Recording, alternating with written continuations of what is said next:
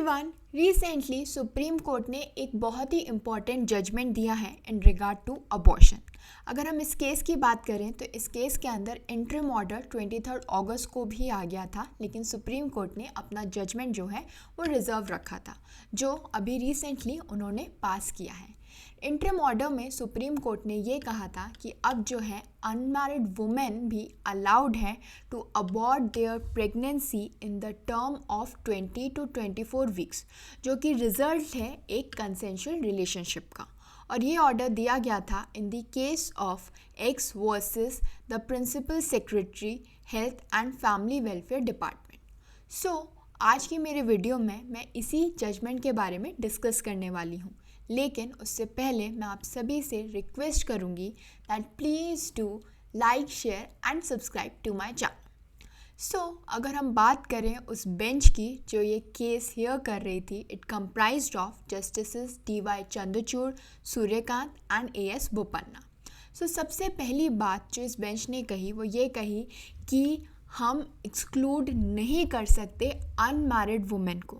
सो एक unmarried women जिसने conceive कर लिया है एक लिव इन रिलेशनशिप में, she can not be excluded from the provisions of medical termination of pregnancy rules. और अगर कोई भी ऐसा एक्सक्लूड करता है तो इट इज़ अनकॉन्स्टिट्यूशनल, क्योंकि all women are entitled to safe and legal abortion. Her women को ये राइट है, और इसीलिए हम एक अनमैरिड वुमेन को जो है इस कैटेगरी से आउट नहीं कर सकते just because she is not married and she conceived in a live in relationship, तो she is not allowed to abort her child. नहीं, ऐसा कुछ नहीं है।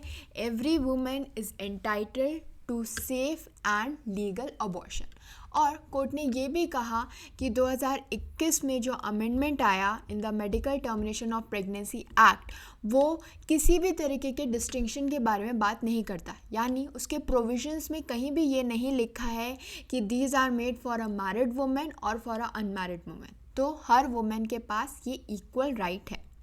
सेकेंड इम्पॉर्टेंट चीज़ जो कोर्ट ने कही, जो बहुत ही इम्पॉर्टेंट है, वो ये है कि the meaning of rape must be held to include marital rape as well. So यहाँ पे ये कहा गया कि जो medical termination of pregnancy act and rules हैं वो इंक्लूड करेंगे मैरिटल रेप एज वेल। यानी जो वुमेन ने कंसीव किया है out of forced sex bye there husband, then they will also come with in the ambit of survivors of sexual assault और rape. यानी जिस मैरिड वुमेन का रेप हुआ है बाय हर ओन हस्बैंड, वो भी एंटाइटल्ड है, वो भी इन प्रोविजंस के अंडर कंसिडर की जाएगी। She is also entitled to abort her pregnancy.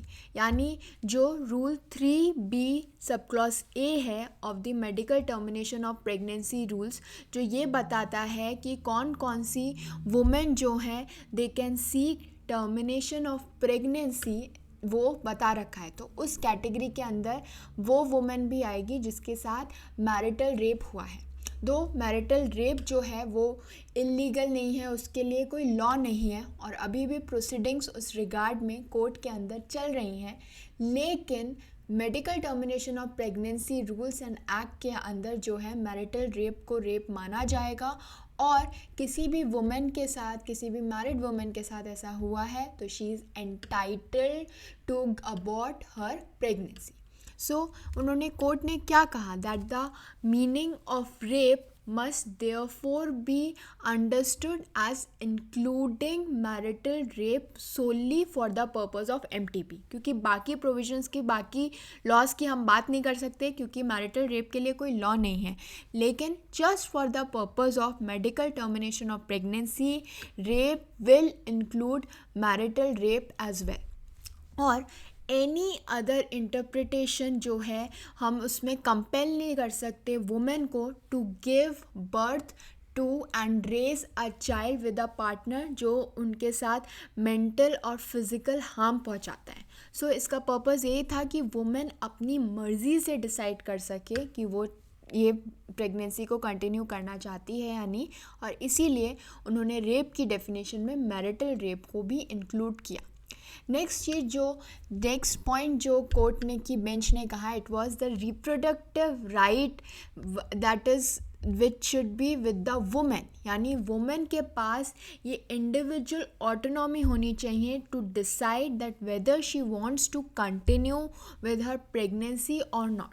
So you can say that the decision to terminate the pregnancy is the bodily autonomy of the woman, and no one can force a woman to continue with her pregnancy, neither the family nor the husband nor the father.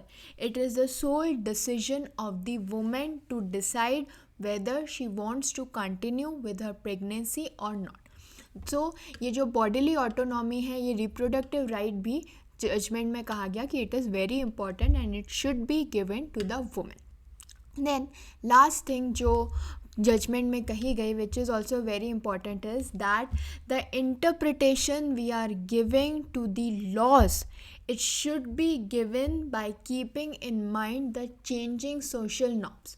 क्योंकि जब medical termination of pregnancy act आया था initially in 1971, तो उस समय जो है it was made by just considering the married women, लेकिन अब सोसाइटल नॉर्म्स चेंज हो रहे हैं, सब कुछ चेंज हो रहा है, सोसाइटल बिहेवियर चेंज हो रहा है, and you can see issues related to single mothers, live in relationships and everything. तो हमें सोसाइटल रियलिटीज़ को कंसिडर करते हुए इन लॉज के अंदर चेंजेस करने चाहिए, और इसीलिए यहाँ कहा गया, इम्पॉर्टेंस दी गई कि unmarried women should be allowed to terminate her pregnancy, we should give autonomy to the woman to decide when to terminate, whether to terminate the pregnancy or continue with the pregnancy, और family का pressure नहीं होना चाहिए, marital rape जैसे concept को है consider किया गया। तो इसीलिए कोर्ट ने ये कहा कि हमें अपने डिसीजंस, अपने इंटरप्रिटेशंस जो हैं